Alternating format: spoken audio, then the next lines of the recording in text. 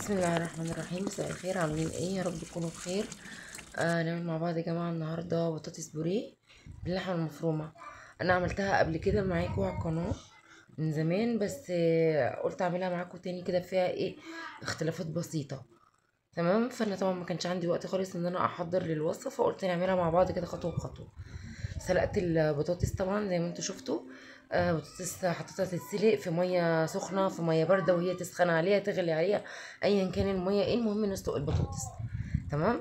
وبعد كده معايا بقى ايه عصاج اللحمه عادي جدا، شويه زيت على حته زبده، ونزلت بالبصل، بعد كده اللحمه المفرومه، بعد كده فلفل لو عايزه، فلفل رومي او حامي يعني زي ما تحبي. تمام. حتى لو مش عايزه فلفل خالص عادي برضه، هو عصاج لحمه عادي جدا. حطيت عليه ملح وفلفل وكمون. هنا انا بشيك على البطاطس لقيتها استوت تمام. والعصاج زي ما قلت لكم، شويه ملح شويه فلفل شويه كمون وشويه بهارات عربيه، اللي هي ميكس بهارات او بهارات لحمه. تمام. وبحط لها شويه ميه عصاج اللحمه بس كده، شويه ميه صغيرين، بق ميه كده ايه تستوي فيها كويس يعني، عشان ما بحبهاش نيه كده من جوه. ماشي. والبطاطس زي ما انتوا شفتوا شيكت عليها، تشيكي عليها بشوكه او بسكينه. كلامي للمبتدئين يعني، لو لقيتيها تمام خلاص. انا بحبها طريه قوي عشان تبقى سهله في الايه في الهرس، ما تغلبنيش. عندك هراسه هرسي بيها، ما عندكيش هرسي كده زي ما بهرس بالشوكه. تقريبا كان كميه دي كيلو ونص من البطاطس، لان اللي في الحله ده كان نص كيلو كمان، يعني انا كنت جايبه 2 كيلو. فتقريبا كان اللي قدامي كيلو ونص وايه، والباقي نص كيلو. انا كنت عامله صينيه واحده، بعدين رحت عامله الصينيتين، خدت الباقي اللي في الحله وهرست كله، وقلت اعمل بقى صينيتين زي ما تيجي.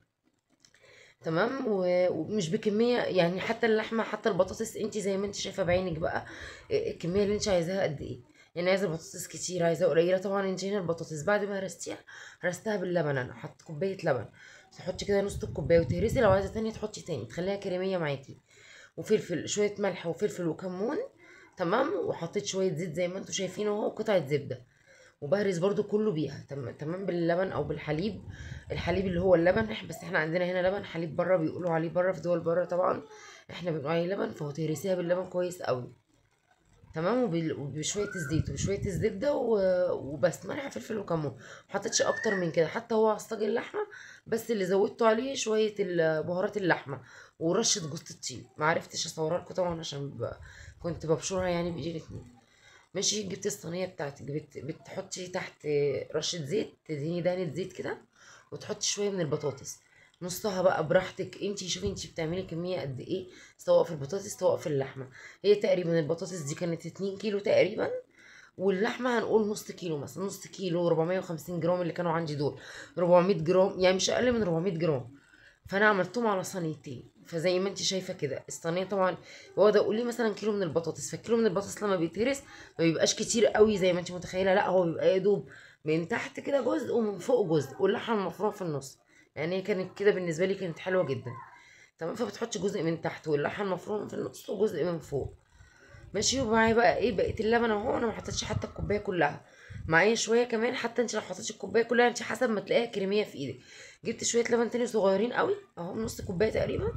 وايه وكسرت عليهم بيضه.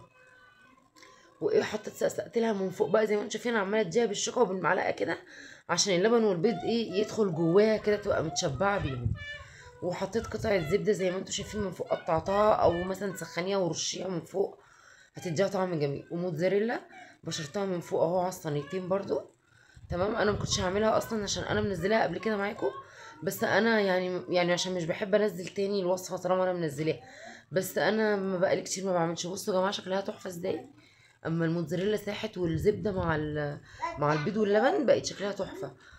فطبعا بقالي كتير ما عملتش. بصوا انا بشاور لكم على الجزء ده ليه، عشان خاطر انا ما كنتش عايزاها تطلع بنيه، اللي هو الجنب البني شويه ده.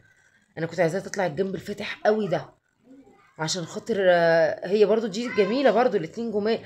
بس انا كنت مش عايزه الموتزاريلا تحمر، انا عايزاها هي دوب. يعني هو زي ما شفتها في الفرن كده، مفيش بقى خمسة واطلعها. زي القطعه دي كده عجباني جدا القطعه دي، فاتحه قوي. انتي برضو تطلعيها يعني 5 دقايق بدري عن كده، لو عايزاها حباها زي كده خليها عادي. هي كانت تحفه ما شاء الله. بصي حتى دسمه جدا، مش قادره اقول لكم. الزبده بقى واللبن مع البيضه مع الموتزاريلا عاملين شغل جامد، مش قادره اقول لكم طعمها كان جامد ازاي صراحه.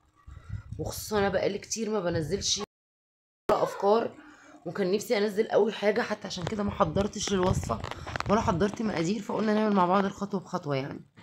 عشان انا عندي طبعا اطفال، فمش عارفه انا على طول اخبار مش عارفه اعمل اي وصفات ولا حاجه يعني انزلها معاكم.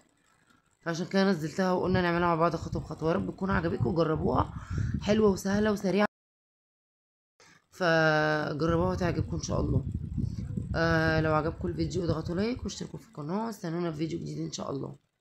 شكرا.